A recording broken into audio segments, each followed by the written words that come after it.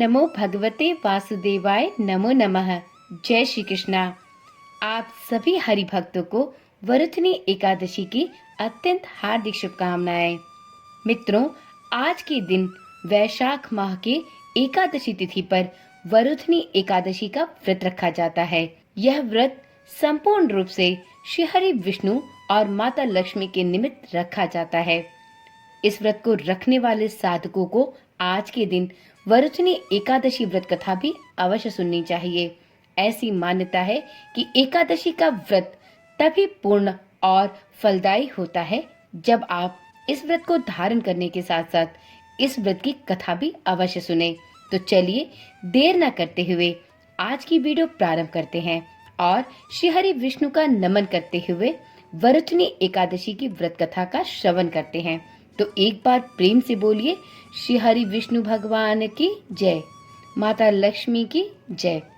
एक समय की बात है, धर्मराज युधिष्ठिर ने भगवान श्री कृष्ण से कहा, हे भगवान, मैं आपको नमस्कार करता हूँ। आपने चैत्र मास के शुक्ल पक्ष की एकादशी अर्थात कामदा एकादशी के विषय में मुझे विस्तार पूर्वक बतलाया। अब आप कृपा करके वैशाख कृष्ण एकादशी का क्या नाम है, इस व्रत को करने की क्या विधि है एवं इसका महात्म्य क्या है, इसके विषय में भी मुझे विस्तार पूर्वक बताएं। धर्मराज युधिष्ठिर की बात सुनकर भगवान श्री कृष्ण ने कहा, हे राजेश्वर, वैशाख मास के कृष्ण पक्ष की एकादशी को वरुथनी एकादशी के नाम से जाना जाता है। यह व्रत सौभाग्य देने वाली, सभी पापों को नष्ट करने वाली तथा अंत में मोक्ष को प्रदान करने वाली एक अत्यंत पुण्यदायी एकादशी है। इसका महात्म्य मैं आपसे कहता हूँ, इसे ध्यान पूर्वक श्रवण करें।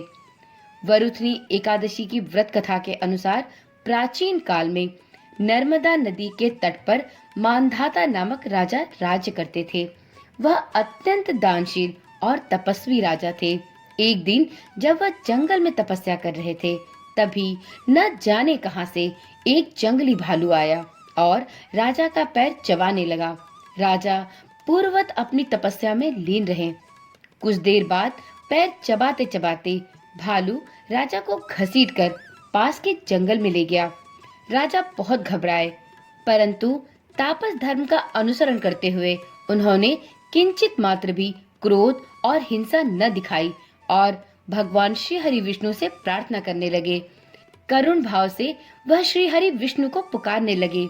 उनकी पुकार सुनकर भगवान श्री हरि विष्णु प्रकट हुए और उन्होंने चक्र से उस भालू को मार डाला। राजा का पैर भालू पहले ही खा चुका था।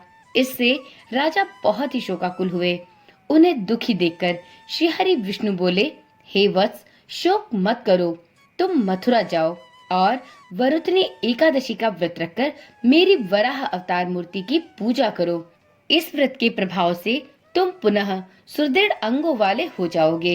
इस भालू ने तुम्हें जो काटा है, यह तुम्हारे पूर्व जन्म का अपराध था। भगवान श्री हरि विष्णु की आज्ञा मानकर राजा मानधाता ने मथुरा जाकर श्रद्धा पूर्वक वैशाख कृष्ण एकादशी अर्थात वरुथनी एकादशी का व्रत किया। इस व्रत के प्रभाव से राजा शीघ्र ही पुनः सुंदर और संपूर्ण अंगों वाले हो गए।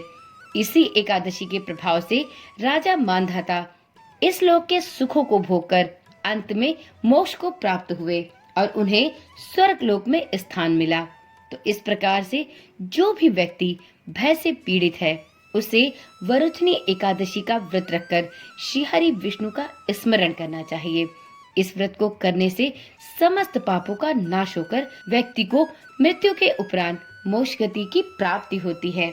तो एक बार प्रेम से बोलिए, श्री हरि विष्णु भगवान की जय, माता लक्ष्मी की जय। मित्रों, आज की वीडियो यहीं पर समाप्त करते हैं। अगली वीडियो के साथ फिर मिलते हैं। तब तक के लिए ओम नमः शिवाय, जय श्री कृष्णा, राधे राधे।